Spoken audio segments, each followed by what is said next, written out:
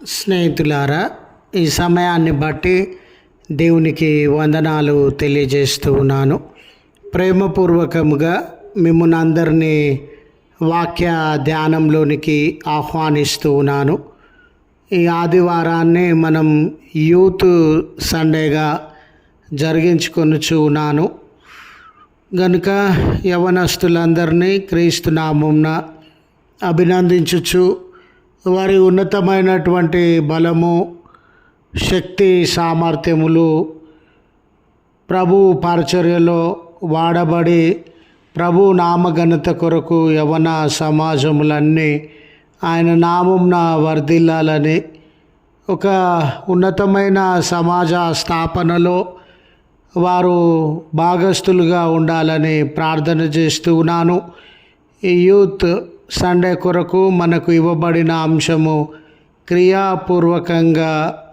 క్రియాపూర్వక పరిచర్యలో క్రీస్తుతో యువత అనే అంశాన్ని మనకు అందించడం జరిగింది. స్నేహితులారా, సమాజంలో యవనస్తుల పాత్ర కీలకమైనది. యవనస్తుల పాత్ర చాలా అవసరమైనటువంటిదిగా మనము గమనించగలుగుతాం. ఏదైనా ఉద్యోగంలో ప్రవేశించే ముందు లేక ఉద్యోగానికి సంబంధించిన అర్హత విషయంలో ఏం చదువుకున్నారు, ఎంత అనుభవం ఉంది, లేక ఎలాంటి నైపుణ్యాలు కలిగి ఉన్నారు అనే అంశాలతో పాటు వ్యక్తి వయసు అనేది చాలా ప్రాముఖ్యమైనదిగా మనం గమనిస్తాం. అటు వృద్ధాప్యంలో ఉన్నటువంటి వారిని ఉద్యోగానికి రండని పిలువరండి, ఇటు చిన్నతనంలో ఉన్నటువంటి బిడ్డలను ఉద్యోగానికి రండని పిలువరు.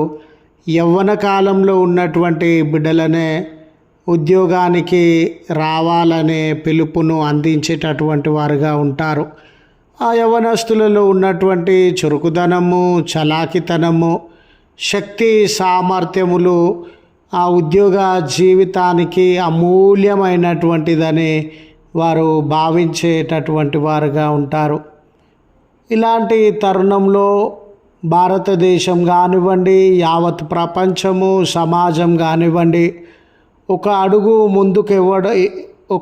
ముందుకు వేయడంలో యవన బలము, చురుకుదనము, చలాకితనం ఇవన్నీ అవసరమై ఉన్నవి. ఈరోజు మన సమాజంలో ఎన్నో ఇండస్ట్రీస్ ఉన్నవండి. సాఫ్ట్వేర్ రంగం ఉంది, వైద్య రంగం ఉంది, ఎంటర్టైన్మెంట్ రంగం ఉంది, హాస్పిటాలిటీ రంగం ఉంది. ఏ రంగమైనా అభివృద్ధి చెందుతూ ఉంది అంటే దానికి యవ్వన బిడ్డలు రాత్రనక పగలనక, సమయమనక అసమయమనక వారి శక్తిని, సామర్థ్యములను వెచ్చించడం వలననే ఆ రంగములు అభివృద్ధి చెందుతూ ఉన్నవి.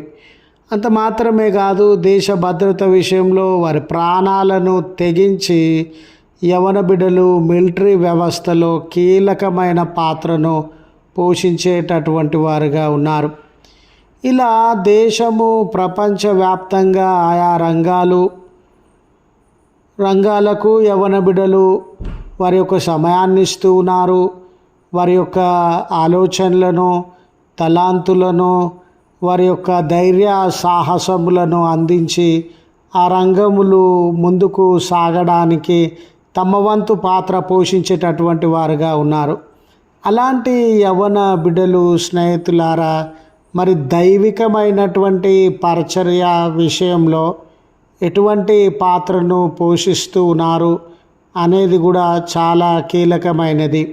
నేటి మన సంఘాలలో కూడా వారు ఎన్నో కీలకమైనటువంటి బాధ్యతలను తీసుకొని అనేక చోట్ల సేవా పరిచర్యలందు సహకరించేటటువంటి వారుగా ఉన్నారు. అయితే కొన్ని పర్యాయాలు కొంతమంది యవన బిడ్డలు ఈ నైతిక విలువలు, మంచి చెడు, మంచి స్నేహము, మంచి అలవాట్ల విషయంలో, దేవాలయ పరిచర్య విషయంలో, సువార్త పని విషయంలో వారు వెనుకబాటుతనాన్ని అనుభవిస్తున్నటువంటి వారుగా ఉండినారు.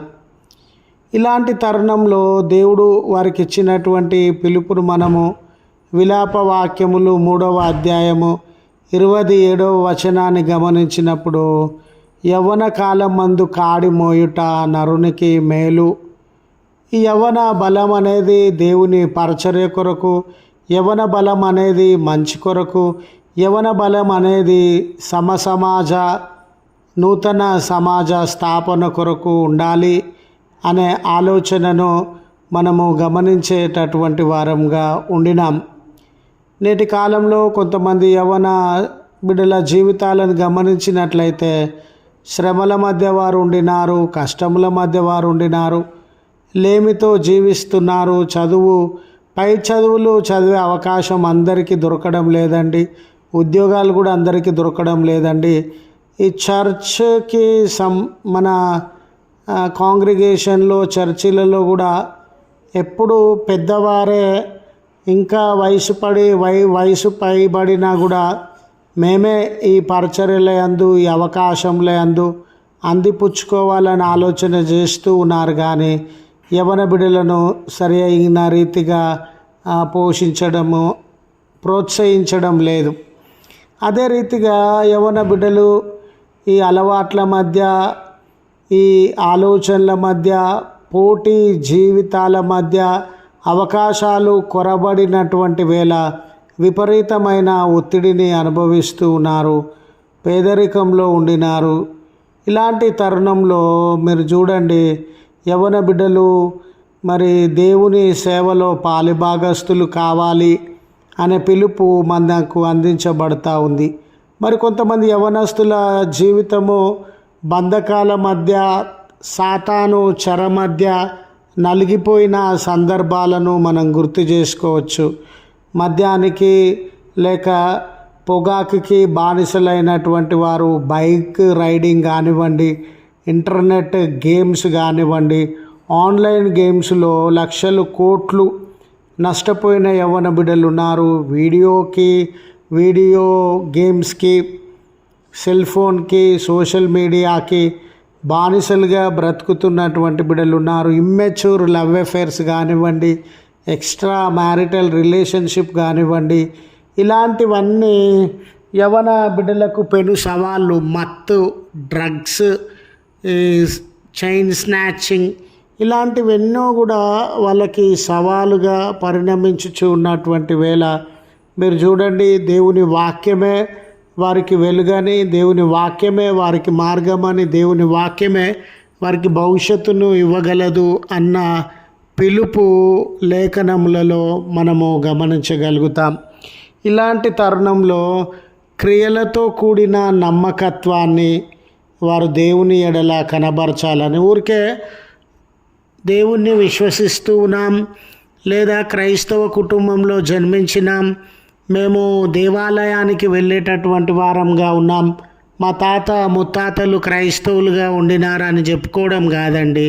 ఆ భక్తి కానీ, ఆ విశ్వాసం కానీ వారి క్రియలలో, వారి అనుదిన జీవితాలలో కనబర్చే విశ్వాస జీవితాన్ని వారు కలిగి ఉండాలి అనే ఆలోచనను మనము గమనించగలుగుతూ ఉన్నాం.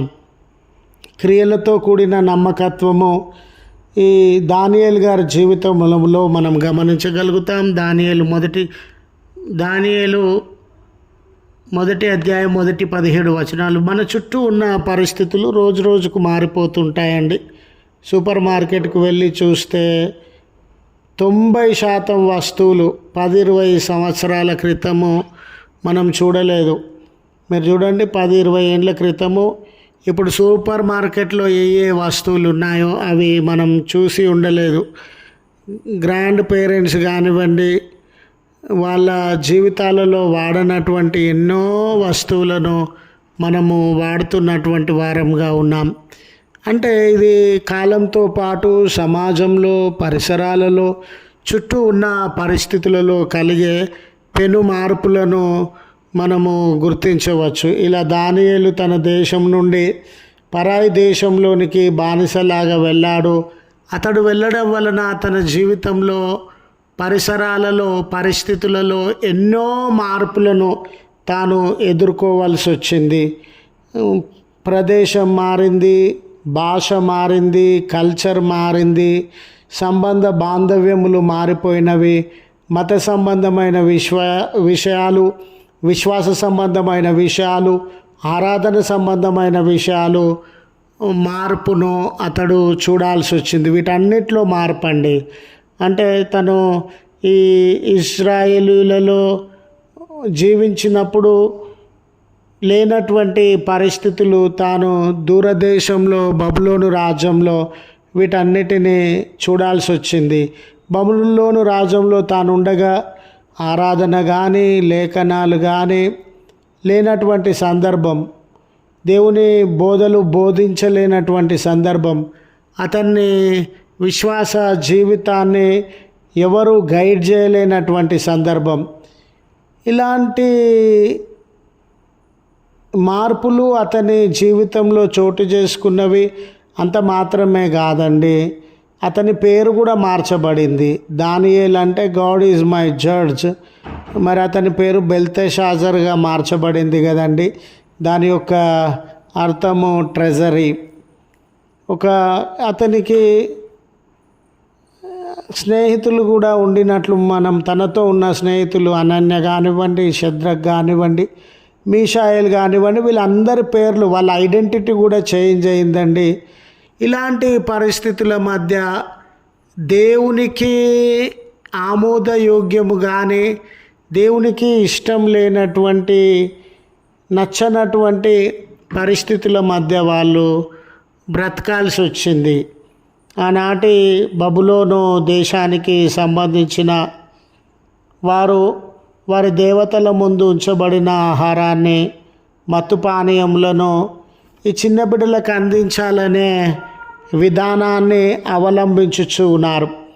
అలాంటి సందర్భంలో దానియేలు గారు, ఈ ఆహారము మా విశ్వాస జీవితానికి సరిపోయినటువంటిది కాదు, ఈ పానీయాలు మత్తు మా జీవితానికి సరిపోయినటువంటివి కావు, కాబట్టి మా విశ్వాసాన్ని మేము కాపాడుకోవాలి, మా ప్రత్యేకతను మేము కాపాడుకోవాలి, మా పరిశుద్ధతను మేము కాపాడుకోవాలనే గొప్ప సంకల్పం కలిగి వారు వాటిని తిరస్కరించి రాజు పోషించి పంపేటటువంటి, సిద్ధపరిచేటటువంటి ఆహారాన్ని అక్కడ వారు తిని తమను తాను అపవిత్రపరచుకోకూడదని వారు భావించి ఆ ఆహారం విషయంలో వారు దానిని తినకుండా మామూలు భోజనం వారికి కావాల్సిందిగా కోరినట్లు మనం గమనిస్తాం.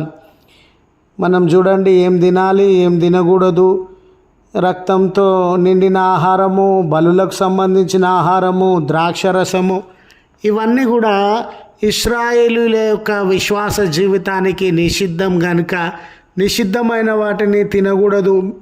మేము ఏ పరిస్థితుల మధ్యనైనా బ్రతకని, ఎవరి మధ్యనైనా బ్రతకని, కానీ జీవం కలిగినటువంటి దేవుని బిడ్డలంగా జీవించాలి, ఆయన సాక్షులుగా మాత్రమే బ్రతకాలి అన్న ఆలోచన వారి జీవితాలలో మనము గమనించగలుగుతాం.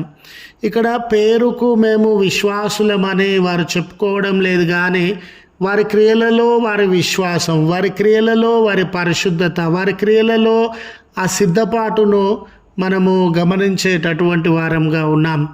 నేటి యవన సహోదరులు, సహోదరిమణులు, నిజమే మీరు కూడా తల్లిదండ్రులను విడిచి ఉద్యోగమని, చదువులని ఆయా పట్టణాలలో, ఆయా స్థలాలలో మీరు హాస్టళ్లలో కానీ రూమ్స్లో కానీ నివాసం ఉంటూ ఉన్నటువంటి వేళ నిజమే ఈ ప్రవర్తన దేవునికి ఇష్టం లేదు, ఈ క్రియలు దేవునికి ఇష్టం లేదు, ఈ అలవాట్లు దేవునికి ఇష్టం లేదు, ఈ మత్తు పానీయాలు దేవునికి ఇష్టం లేదు, ఈ చెడు స్నేహము దేవునికి ఇష్టం లేదు, ఈ అపవిత్రమైన జీవితము దేవునికి ఇష్టం లేదు, ఈ సోషల్ మీడియాలో మరి చూడకూడని విషయాలు దేవునికి ఇష్టం లేదు, వినకూడని విషయాలు దేవునికి ఇష్టం లేదనే యవన బిడ్డలు, ఏది మీ జీవితానికి పవిత్రమైనది, ఏది మీ జీవితానికి సరిపోయినటువంటిది, ఏది మీ జీవితానికి ఉన్నతమైనటువంటిది అని ఆలోచించేటటువంటి వారంగా ఉన్నామా? లేదా లోకమంతా ఈ రీతిగానే ప్రవర్తిస్తూ ఉంది, ఇలాంటి వస్త్రములనే ధరిస్తూ ఉంది, ఇలాంటి మత్తులోనే జీవిస్తూ ఉంది, వీళ్ళందరూ ఈ రీతిగా సంతోషిస్తూ ఉంటే నేను ఎందుకు సంతోషించకూడదు అని లోకము నడిచే మార్గంలోనే యవ్వనస్తులు నడిచేటటువంటి వారుగా ఉన్నారా? సహోదరుడా, ఓ ప్రియమైన చెల్లి, ఓ ప్రియమైన తమ్ముడు, నీ జీవితంలో ఏది పవిత్రమైనది, ఏది అపవిత్రమైనది, ఏది దేవునికి ఇష్టమైనది, ఏది దేవునికి ఇష్టం లేనిది అని యోచించగలిగిన స్థితిలో నీవు ఉంటూ ఉన్నావా? అదే రీతిగా క్రియలతో కూడినటువంటి పరిచర్య, అపోస్తుల కార్యములు 6వ అధ్యాయం 1-7 వచనములందు మీరు చూడండి. మరి పరిచర్య అనేది కూడా దేవునికి అది ఊరికే మాటలతో కాకుండా క్రియలతో దేవుని పరిచర్యను మనము జరిగించేటటువంటి వారంగా ఉండాలి అని దేవుని వాక్యము మనకు సెలవిస్తూ ఉంది. అప్పుడే జన్మించిన ఏ బిడ్డ కూడా నడవలేడండి, మాట్లాడలేడు. కానీ తన శరీరంలో కాళ్ళు చేతులను కదిలిస్తూ తను జీవంతో ఉన్నాను అనే గుర్తులను, సంజ్ఞలను మనకు తెలియజేయగలడు. మనం కూడా విశ్వాస జీవితంలో జీవించి ఉన్నాము, విశ్వాస విషయంలో సజీవంగా ఉన్నాము అని తెలియజేయడానికి దైవికమైనటువంటి క్రియలను మనం జరిగించాలి. అపోస్తుల కార్యములు 6:1-7 వచనములందు చూడండి. ఆనాటి సంఘము అవసరతలలో ఉన్న సందర్భము, అక్కరల మధ్య ఉన్నటువంటి సందర్భము, మరి ఆనాటి సంఘంలో అవసరతలు ఏర్పడినప్పుడు, సమస్యలు ఏర్పడినప్పుడు, పరిచర్య అవసరమైనప్పుడు అక్కడ ఉన్నటువంటి యవ్వన బిడ్డలు ప్రత్యేకింపబడతా ఉన్నారు. అక్కడ ఉన్నటువంటి యవ్వన బిడ్డలు ఆ సేవా పరిచర్యలను జరిగించడానికి తమను తాము సమర్పించుకునేటటువంటి వారుగా ఉన్నారు.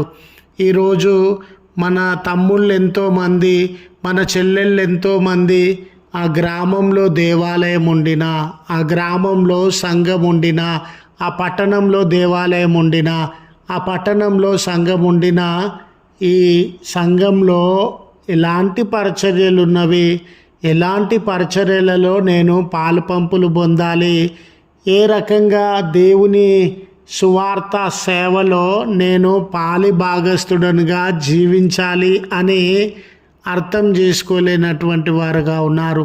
చాలామంది దేవుని పరిచర్య అంటే ముట్టనట్లుగా ప్రవర్తించేటటువంటి వారుగా ఉన్నారు.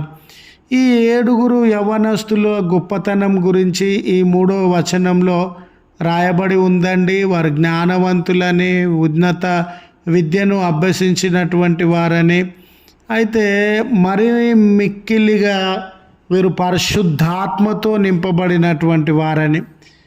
చూడండి స్నేహితులారా, ఇన్ని గొప్పతనము, ఇంత మంచితనము, ఇంత మంచి సాక్ష్యము సమాజంలో కలిగి ఉన్న ఈ 7 మంది యవ్వన బిడ్డలు పరిచారకులుగా నియమింపబడినారు.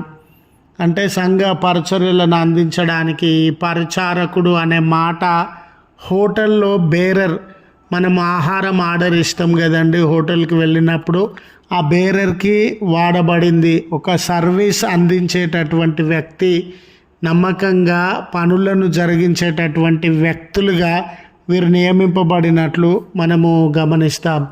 ఈరోజు మన యువత మన సంఘాలలో ఈ సేవ జరిగించడానికి మేము ముందుంటాము, ఈ అక్కర్లయందు మేము ముందు ఉంటాము, ఈ పరిచర్యలయందు మేము ముందు ఉంటాము అని వారు సేవలో పాలుపంపులు పొందేటటువంటి వారుగా ఉండాలి. మోషే కూడా తన జీవితంలో ఎంత దీనత్వం కలిగినటువంటి వాడో మనము లేఖనములలో గమనించవచ్చు. సంఖ్యాకాండము 12వ అధ్యాయం 13వ వచనం. సమూయేలు జీవితాన్ని గమనించినట్లయితే ఆయన చిన్నతనంలోనే దేవాలయంలో దేవుని పరిచర్యలో పాలుపంపులు పొందినటువంటి వాడుగా ఉండినాడు.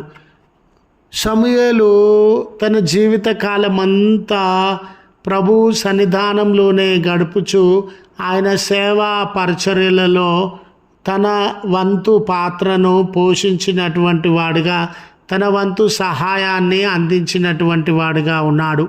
మనం గమనించినప్పుడు స్నేహితులారా, అక్కడ పరిశుద్ధ స్థలంలో వీరు దీపాలను ముట్టించేటటువంటి వారు, అదే రీతిగా బలి ఇచ్చినప్పుడు మాంసమును కాల్చేటటువంటి వారు. ఈ దీపాలలో నూనె ఉండిందా, అది తరిగిపోయిందా అని తెలుసుకోవడానికి, ఆ పరిశుద్ధ స్థలంలో ఉన్న బూడిదను ఎత్తిపోయడానికి సమూయేలు ఇలాంటి పరిచర్యలను జరిగించినడండి. ఏ రోజు ఆయన అది అవమానంగా కానీ, చిన్న పనిగా కానీ, క్రింది స్థాయికి చెందినటువంటి పనిగా కానీ ఆయన భావించలేదు. ఈనాడు కూడా అలాంటి బిడ్డలు, యవ్వనులు మన సంఘాలలో పరిచర్యలలో పాలుపంపులు పొందేటటువంటి వారుగా ఉండాలి. ఆయన ఈ 7 యవ్వన బిడ్డలు నియమింపబడినటువంటి వారు పరిచారకులు. వీళ్ళకి ఏ రాజకీయ కోణం లేదండి. మేము పలానే ప్యానల్ అని కానీ, పలాని పార్టీ అని కానీ, పలాని అన్న మనుషులమని కానీ, పలాని అయ్యగారు మనుషులమని కానీ వాళ్ళకి ఈ లోక సంబంధమైన ఐడెంటిటీ లేదు. దేవుని పరిచర్య కొరకు పరిశుద్ధాత్మతో నింపబడినటువంటి వారు. ఇక్కడ ఆ సంఘంలో ఉన్నటువంటి నాయకులు యవ్వన బిడ్డలకు మాదిరిగా ఉన్నారు. వీళ్ళు అనుకోలేదు, పిల్లలకి ఏం తెలుసు, వాళ్ళు చిన్న వయసు కదా, అనుభవం లేని వారు కదా, వాళ్ళకి అడ్మినిస్ట్రేషనల్ థింగ్స్ తెలియదు కదా, వాళ్ళని నమ్మకూడదు కదా అనుకోలేదండి. అక్కడి సంఘ నాయకులు ఆ యవ్వన బిడ్డలను ప్రేమించి వారిని ప్రోత్సాహపరిచి వారిని ఈ సేవలో ముందుకు నడిపించేటటువంటి వారుగా ఉన్నారు. ఈరోజు కూడా యవ్వన బిడ్డలను ప్రోత్సహించే సంఘాలు, అవకాశం ఇచ్చే సంఘాలు వారిని దేవుని పరిచర్యలో ముందుకు నడిపించే సంఘాలు ఉండాలని మనవి చేస్తూ ఉన్నాను. మరి యవ్వన బిడ్డల సాక్ష్యాన్ని గురించి యోహాను సువార్త 1వ అధ్యాయము 35వ వచనం మొదలుకొని ఈ 42వ వచనం వరకు రాయబడి ఉందండి. అది బాప్తిస్మం ఇచ్చు యోహాను గారు మరి యేసు ప్రభుల వారిని గూర్చి ఇచ్చినటువంటి సాక్ష్యం. ఆనాటి మత పెద్దలు కానివ్వండి, రోమా ప్రభుత్వం కానివ్వండి, ప్రజల విషయంలో చాలా అవినీతికి, అన్యాయానికి లోనై ఆనాటి ప్రజలను అనేక రీతులుగా హింసించేవారుగా, బాధించేవారుగా, ప్రజల ఎడల, వారి అవసరతల ఎడల క్రూరంగా ప్రవర్తించేటటువంటి వారుగా ఉన్నారు. ఇలాంటి తరుణంలో ఆయన యోహాన్ గారు, బాప్తిస్మం ఇచ్చే యోహాన్ గారు అక్కడ ఉన్నటువంటి ప్రభువులను, అధిపతులను, అధికారులను, రాజకీయవేత్తలను, మత గురువులను గొప్పవాడని చెప్పడం లేదండి. ఆయన యేసు ప్రభుల వారిని చూసి ఈయన గొప్పవాడు, ఈయన పవిత్రమైన వాడు, ఈయన రక్షకుడని ప్రభువును సేవించేటటువంటి వాడుగా ఉండినాడు. ఈరోజు యవ్వన బిడ్డలు ఎవరిని సేవిస్తూ ఉన్నారనంటే, కొంతమంది ఆటగాళ్ళకి ఫ్యాన్లుగా ఉన్నారు, కొంతమంది సినీ స్టార్స్కి ఫ్యాన్స్గా ఉన్నారు, మరి కొంతమంది మోడల్స్కి ఫ్యాన్స్గా ఉండినారు. బాప్తిస్మం ఇచ్చే యోహాను ప్రభువుకి ఫ్యాన్గా ఉండి ప్రభువులో ఉన్న గొప్పతనం, ప్రభువులో ఉన్న జీవం, ప్రభువులో ఉన్న రక్షణ ఆ లోకమంతటికి పంచుచున్నటువంటి వాడుగా ఉన్నాడు. ఇక్కడ వారు మాట్లాడుస్తున్నటువంటి తరుణంలో యోహాన్ గారు నెగిటివ్గా మాట్లాడకుండా ప్రభుల వారికి ఉన్నతమైన స్థితినిచ్చి ఆయన గొప్పవాడు, ఆయన రక్షకుడు, ఆయన చెప్పుల వారు విప్పడానికి కూడా నేను యోగ్యుడని కాదు అని తన జీవితంలో మొదటి స్థానాన్ని, తన జీవితంలో గౌరవాన్ని, తన జీవితము మీద అధికారాన్ని ప్రభువునకు అందించేటటువంటి వాడుగా ఉన్నాడు. మనం కూడా ఈ రీతిగా ప్రభు కొరకు సాక్ష్యం ఇచ్చే యవన బిడ్డలుగా ఉండాలని గుర్తు చేస్తూ ఈ మాటలను ముగిస్తూ ఉన్నాను. Thank you all.